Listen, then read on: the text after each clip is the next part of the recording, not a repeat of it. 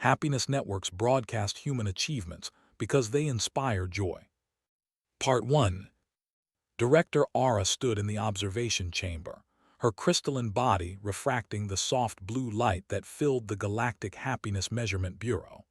She had worked here for 300 cycles, monitoring emotional frequencies across 17 dimensions, and never once had she seen readings like these.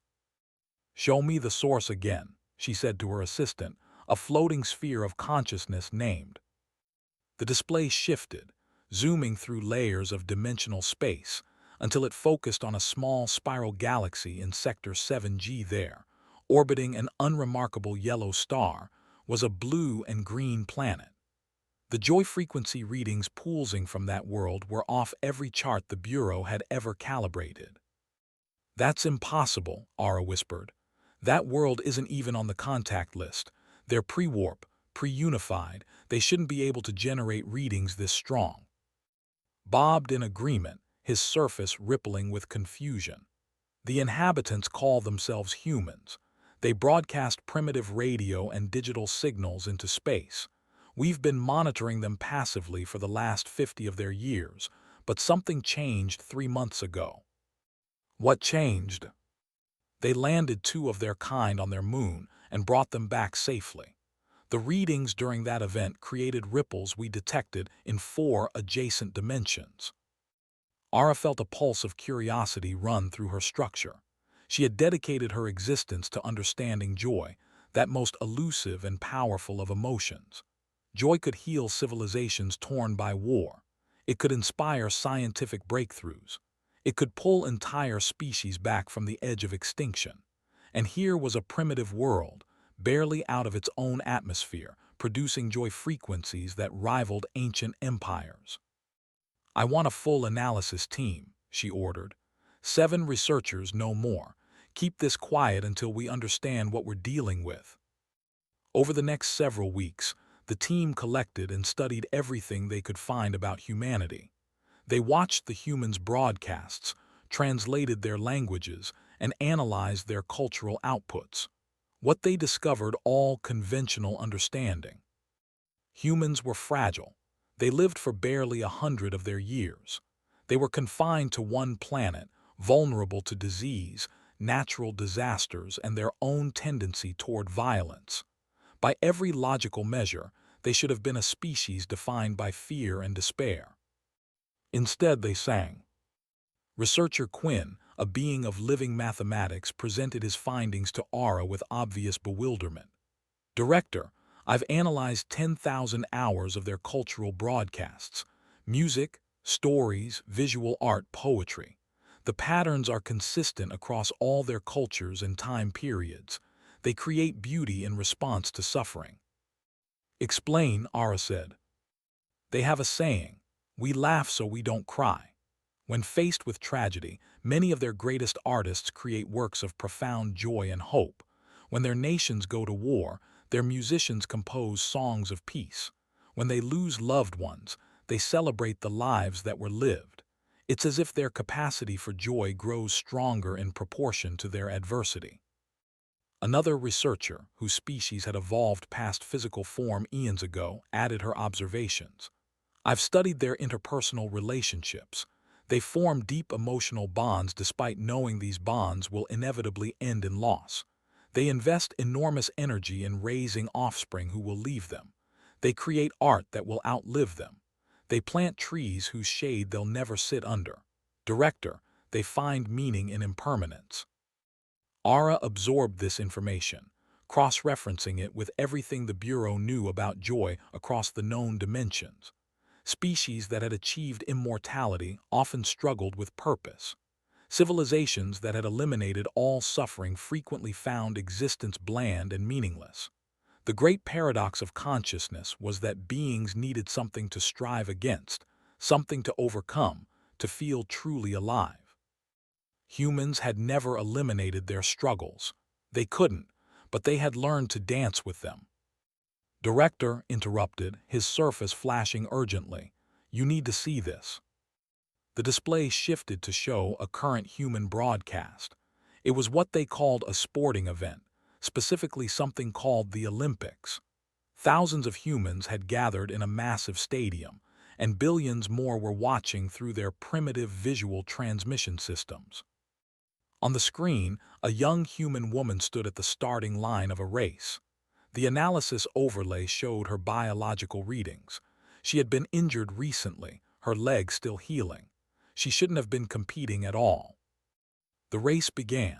She fell behind immediately, her damaged leg unable to match the other's pace. Every stride looked painful. The crowd grew quiet as the other runners pulled ahead, their race becoming a competition between themselves while she struggled alone. Then something remarkable happened. The crowd began to cheer, not for the winners who were far ahead but for her. The noise grew louder and louder as she pushed forward, her face contorted with effort and determination. She was going to finish last. Everyone knew it. But tens of thousands of humans rose to their feet, shouting encouragement to someone who had no chance of winning.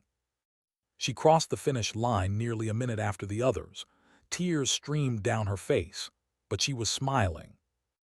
The joy frequency reading from that moment alone created a pulse that registered in the nearest 3 dimensions. "Freeze that," Aura commanded. "Analyze what just happened." The research team worked in silence for several minutes. Finally, Quinn spoke. The joy didn't come from victory. It came from the attempt itself, from refusing to surrender.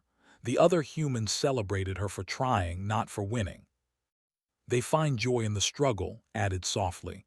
"Not in spite of it, because of it." Aura made her decision then. It was controversial, possibly illegal, and would require authorization she didn't technically have. But she was certain it was right. "We're going to broadcast this," she announced. The team fell silent. Surface stopped rippling entirely, a sign of shock. "Director," Quinn said carefully, "broadcasting per-contact species content is strictly forbidden. The Council would." "The Council," Aura interrupted, "created the Bureau to find ways to combat the joy deficit crisis. For 2,000 cycles, advanced civilizations have been reporting increased rates of meaninglessness, depression, and social stagnation. We've tried chemical interventions, behavioral modifications, even reality alterations. Nothing works for long. But this." She gestured at the frozen image of the human woman, tears and smile mixing on her face. "This is real, this is authentic, and I believe it could help." She turned to her team. "We'll start small. Select moments of human achievement, struggle, creativity, and connection. Translate them, provide cultural context, and broadcast them on a single test channel in 3 nearby dimensions. We'll monitor the response and adjust accordingly." "And if the Council finds out?" asked. "Then I'll take full responsibility," Aura said. "But I think this is too important to ignore." The first broadcast went out 1 week later. It was a simple compilation. A human playing a musical instrument, a group of humans helping each other after a natural disaster, scientists celebrating a discovery, a parent teaching a child to ride a bicycle. The response was immediate and overwhelming. Within hours, the test channel had 10 million viewers across the 3 dimensions. Within days, it had 1 billion. Within weeks, other dimensions were demanding access. The Bureau's communication systems were flooded with requests, questions, and testimonials. A representative from the Hive Collective, a species that shared a unified consciousness, sent a message. "We had forgotten what individual achievement felt like. Watching these humans reminded us why we evolved consciousness in the first place." A lone explorer from the Wandering Realms wrote, "I have traveled between stars for 300 years and found nothing that moved me. 10 minutes of human music made me weep." Even the ancient archivists, beings older than most galaxies, requested access to the broadcasts. "We have preserved the history of 10,000 species, but we have never seen a species that celebrates its own vulnerability." Aura watched the viewer numbers climb and felt something she rarely experienced: hope. Perhaps humans, in their brief, fragile, struggling existence, had discovered something that more advanced species had lost or never found. Perhaps the greatest achievement wasn't to eliminate suffering or transcend limitation. Perhaps it was to find joy anyway, to create meaning anyway, to love and dream and strive anyway. The humans had no idea they were being watched. They went about their lives, facing their struggles, celebrating their victories, mourning their losses, and creating their art. And in doing so, they were teaching the universe something it had forgotten. That joy wasn't the absence of darkness. It was the light you created within it. Part 2. 3 years after the first broadcast, Human Hour had become the most-watched program in documented history. Every day, at synchronized intervals across 17 dimensions, trillions of beings tuned in to watch humanity simply being human. Ara walked through the Bureau's expanded facilities, her crystalline form reflecting the countless monitors displaying human activities from around Earth. What had started as a small test channel now required an entire department. 200 researchers worked in shifts, curating content, providing cultural context, and monitoring the broadcast's effects on viewer populations. The results were staggering. Depression rates had dropped by 40% in civilizations with regular access to the broadcasts. Scientific innovation had increased by 27%. 6 separate border conflicts had been resolved after the warring parties watched humans working together to rescue miners trapped underground for 17 days. The broadcasts weren't just entertainment. They were changing the fabric of civilization. But not everyone was pleased. Director Ara, the holographic message began, its tone formal and cold. The Efficiency Collective requests an immediate conference regarding your unauthorized broadcasts of the species designated as human. Ara sighed. She had known this was coming. The Efficiency Collective represented 37 species that had achieved what they called optimal existence. They had eliminated suffering, randomness, and inefficiency from their societies. They had also, Ara noted privately, eliminated most of what made life worth living. Their populations were stable, their systems were perfect, and their collective joy frequency reading was barely above baseline neutral. She accepted the conference request. Within moments, a delegation of 5 collective representatives materialized in her office. They were impressive beings, each representing a different aspect of optimized existence. The speaker, a geometric construct of pure logic, addressed her first. Director Ara, your human broadcasts have created significant disruption to established order. Citizens of collective worlds are questioning their optimized lifestyles. Some have even requested to introduce inefficiencies and struggles into their lives. Is that a problem? Ara asked carefully. It is chaos, another representative said, its form shifting through mathematical proofs. We have spent perfecting our societies. Now beings watch humans struggle with disease, poverty, conflict, and death, and they call it inspiring. It's illogical. Perhaps, Ara said, but it's also authentic. The speaker's form pulsed with what might have been frustration. We propose a solution. Allow us to contact the humans. We can offer them the optimization process, eliminate their suffering, enhance their cognitive abilities, extend their indefinitely. Imagine the joy frequency readings they could produce if they weren't constantly hindered by their biological limitations. Ara felt a chill run through her crystalline structure. You want to change them. We want to perfect them, the speaker corrected. Think of what they could achieve, what they could create. The humans would benefit, and so would everyone who watches them. No, Ara said flatly. The collective representatives fell silent, clearly not expecting such a direct refusal. You don't understand what makes humans special, Ara continued. Their joy is powerful precisely because it exists alongside their suffering. Remove the struggle and you remove the triumph. Eliminate their limitations and you eliminate their drive to overcome them. You would turn them into something else entirely. We would turn them into something better, the speaker insisted. By whose definition? Ara challenged. The collective's. You've achieved perfection and lost your purpose. Humans have neither, and they inspire entire civilizations. The speaker's form flickered. This matter will be brought before the Grand Council. The humans represent a valuable resource. They should be managed properly. After the collective representatives left, floated into the office, his surface rippling with concern. Director, that sounded like a threat. It was, Ara confirmed. And if the collective brings this to the council, I'm not sure I can protect humanity's autonomy. There's something else, said. We've detected unusual signals from Earth. One of their scientists is analyzing their radio transmissions and has noticed patterns. Ara's form brightened with alarm. They're becoming aware of the broadcasts. It appears so. A Dr. Sarah, astronomer. She published a paper 3 days ago suggesting that someone is intercepting and retransmitting Earth signals. Most of her colleagues dismissed it, but the mathematical analysis is sound. Ara accessed the paper, her consciousness parsing the data in milliseconds. The human scientist was correct. More than correct, she had identified specific frequency patterns that shouldn't exist unless someone was actively monitoring and rebroadcasting Earth's transmissions. How long until others believe her? Ara asked. Unknown. Human scientific acceptance is slow, but some are already investigating her claims. Ara made her decision quickly. Monitor doctor.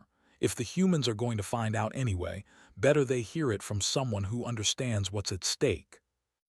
On Earth, Sarah sat in her small office at the Arecibo Observatory, staring at the data that had consumed her life for the past 6 months. The patterns were there, undeniable. Every signal Earth broadcast into space, radio, television, digital communications, was being and retransmitted on frequencies that Earth's technology hadn't even begun to explore. Someone was watching, someone was listening, and they were sharing what they found. Her phone rang. It was Doctor, her former mentor, and one of the few scientists who hadn't dismissed her paper outright. Sarah said without preamble, you need to see this. I've been running your analysis on historical data. The pattern you found. It started exactly 3 years, 2 months, and 17 days ago. What happened then? Sarah asked. The Artemis 4 mission, the lunar landing. Sarah, whatever is monitoring us, they started watching when we went back to the moon. Sarah felt her heart race. We need to publish this. We need to. We need to be careful, interrupted. If you're right, if someone is actually out there watching us, then going public could change everything. Humanity's first contact shouldn't be announced in a peer-reviewed journal. What do you suggest? I've contacted the UN's Office for Outer Space Affairs. They want to meet with us, tomorrow. Sarah hung up and looked out her window at the star-filled sky. Somewhere out there, someone was watching. But why, and what did they want? The answer came that night, in a way she never expected. She was alone in the observatory when every screen suddenly displayed the same image. A crystalline being of impossible geometry, beautiful and alien and utterly real. Doctor, the being said in perfect English, my name is Ara. I am the director of the Galactic Happiness Measurement Bureau. I believe we need to talk. Sarah's hands gripped the edge of her desk. You're real, this is real. It is, Ara confirmed. And I apologize for monitoring your world without permission. But I need you to understand something before the Grand Council convenes. Your species is special, Doctor, more special than you know. And there are beings who want to change you, to optimize you, to make you into something they believe is better. I don't understand, Sarah said. I know, Ara said gently, but you will. And soon, your entire species will need to make a choice. So I'm going to show you what we've been broadcasting. I'm going to show you what humanity looks like through the eyes of the universe. The screens shifted, and Sarah watched footage of herself, of her colleagues, of billions of humans living their lives. But she also saw something else. beings from across dimensions, watching with wonder, with joy, with tears in eyes that weren't even eyes. She saw civilizations inspired by a child's laughter, wars ended by footage of humans helping each other through disasters, scientists motivated by humanity's endless curiosity. "We've been teaching them," Sarah whispered. "You've been reminding them," Ara corrected. "That life doesn't have to be perfect to be meaningful, that joy and sorrow are two sides of the same coin, that the struggle itself is worth something." "What happens now?" "Now," Ara said, "I help you prepare, because in 3 days the Council will decide humanity's fate, and I believe humans should have a voice in that decision." Part 3. The UN General Assembly chamber had never been so crowded. Every seat was filled, and representatives from every nation on Earth waited in tense silence. On the massive screen at the front, Director Ara's crystalline form shimmered, addressing humanity for the first time as a species. Sarah sat in the front row, still trying to process the last 72 hours. After Ara's initial contact, everything had moved with frightening speed. World leaders had been briefed. Scientists had confirmed the broadcasts. Humanity had learned all at once that they were not alone, that they had never been alone, and that they were famous across dimensions they couldn't even perceive. "People of Earth," Ara said, her voice translated simultaneously into every human language, "I stand before you to explain what has been done, and to help you understand what comes next." She showed them everything. The joy frequency readings that had first drawn the Bureau's attention, the broadcasts that had become universal entertainment, the civilizations that had been changed by watching humanity's simple acts of kindness, creativity, and perseverance. She showed them the Efficiency Collective's proposal to optimize humanity, to eliminate their suffering and enhance their capabilities. "The Grand Council convenes in 1 hour," Ara concluded. "They will decide whether to approve the collective's plan, to continue the broadcasts as they are, or to cease all monitoring and leave Earth in isolation. But I convinced them that humanity deserves representation at this meeting. Dr. Sarah has agreed to speak on your behalf, along with a delegation of your choosing." The chamber erupted in debate. Some leaders argued for isolation, wanting nothing to do with politics. Others saw opportunity in the collective's offer, imagining a world without disease or hunger. Still others wanted to embrace the broadcasts, to knowingly share humanity's story with the cosmos. Sarah stood, and somehow the chamber quieted. "3 days ago," she said, "I was just an astronomer who thought she'd found an interesting signal pattern. Now I'm supposed to represent all of humanity in front of beings we can't even comprehend. I'm terrified. I'm overwhelmed. And I think that's exactly why I should go." She looked around the chamber. "Because that's what it means to be human. We face things that terrify us. We try anyway. We fail constantly, and we keep going. We're not the strongest species or the most advanced, but apparently we're pretty good at being ourselves, and maybe that's enough." The UN Secretary-General stood. "Doctor will lead our delegation. She'll be joined by representatives from the scientific community, the arts, philosophy, and general citizenry.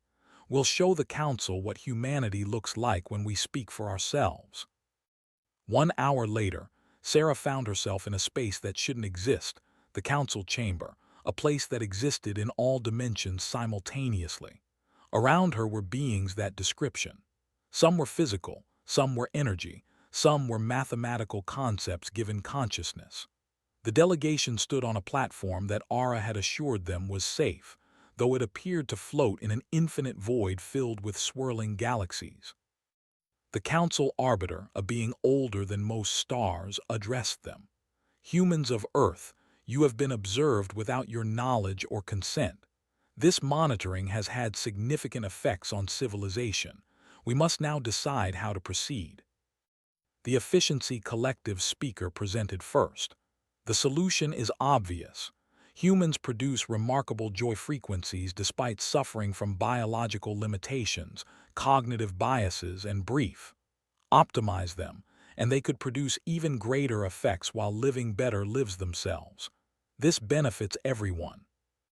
Other council members murmured agreement. The logic was sound, the benefits clear. Then Sarah stepped forward. "I've spent the last 3 days watching the footage you've broadcast," she said, her voice somehow carrying across the infinite space. "And I've realized something. You're not watching us because we're perfect. You're watching us because we're not." She gestured to her fellow humans. He's a physicist. He's also dying of cancer. He spends his final months teaching students, hoping something he says will inspire the next breakthrough. She's a musician from Nigeria. She grew up in poverty, learned to play on an instrument made from trash, and now her music brings joy to millions. This is Jin Park. He lost both legs in an accident. He just climbed Mount Everest. Sarah turned to face the council directly. "If you optimize us, won't face death with courage, he won't face it at all. Won't overcome poverty, she won't have experienced it. Jin won't triumph over his disability, he won't have one. You'll take away our struggles, and you'll take away what makes those struggles meaningful." "But you would be happier," the speaker insisted. "Free from pain, from loss, from limitation." "Would we?" Sarah challenged. "Or would we be like you? So advanced that you've forgotten what it means to strive for something. You've been watching us for 3 years. You've seen us cry and laugh and fail and try again. You've seen us plant trees we'll never see grow and write songs we'll never hear played. You've seen us love each other even though we know we'll lose each other." She paused, letting her words sink in. "You don't want to optimize us. You want to understand us. Because somehow we figured out something that all your advancement couldn't teach you. That meaning doesn't come from perfection. It comes from choosing to care anyway, to try anyway, to love anyway." Stepped forward. "I'm dying," he said simply. "I have maybe 6 months left. And you know what? I'm grateful for every day. I'm grateful I got to live, to learn, to teach. If you offered me immortality right now, I'd turn it down because my life means something precisely because it ends." Added, "If I hadn't struggled, I wouldn't have my music. The songs I write come from pain and joy mixed together. You can't have one without the other." Jin finished. "And if I hadn't lost my legs, I wouldn't have learned what I'm really capable of. The mountain wasn't the achievement. Deciding to climb it was." The council chamber fell silent. Sarah could feel the weight of countless beings considering their words. Then something unexpected happened. A member of the Efficiency Collective itself, a being of pure mathematical probability, spoke up. "I have watched 93 hours of human content. Specifically, I have studied their art forms, and I have felt something I cannot quantify or optimize. The humans call it being moved, being touched, feeling something." The speaker's form flickered with what might have been surprise. "That is illogical. You are optimized against such inefficient emotional responses." "Yes," the probability being said, "and I have been less because of it." More council members began to speak. The Wandering Realms explorer shared how watching humans had reminded them why they had begun exploring in the first place. The Hive Collective's representative explained that their unified consciousness had become more vibrant after understanding human individuality. Even the ancient archivists admitted that human history, despite being brief by cosmic standards, contained profound wisdom. Finally, the council arbiter spoke. "It appears humanity has already made their choice. They choose to remain as they are, flawed, limited, struggling, and joyful. The question now is how we honor that choice." Ara stepped forward. "I propose a new designation. Humanity should be granted inspirational species status.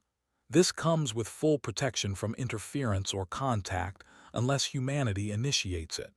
The broadcasts may continue, but humans must be informed and given the ability to opt in or out of what is shared."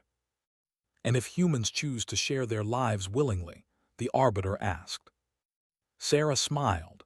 "Then we'll share them because that's what we do. We tell stories. We make art. We try to connect with each other, even across impossible distances. If beings across dimensions want to watch us live our lives, well, we've been putting on shows for each other since we learned to make fire. The council voted. The decision was unanimous. Humanity would remain human.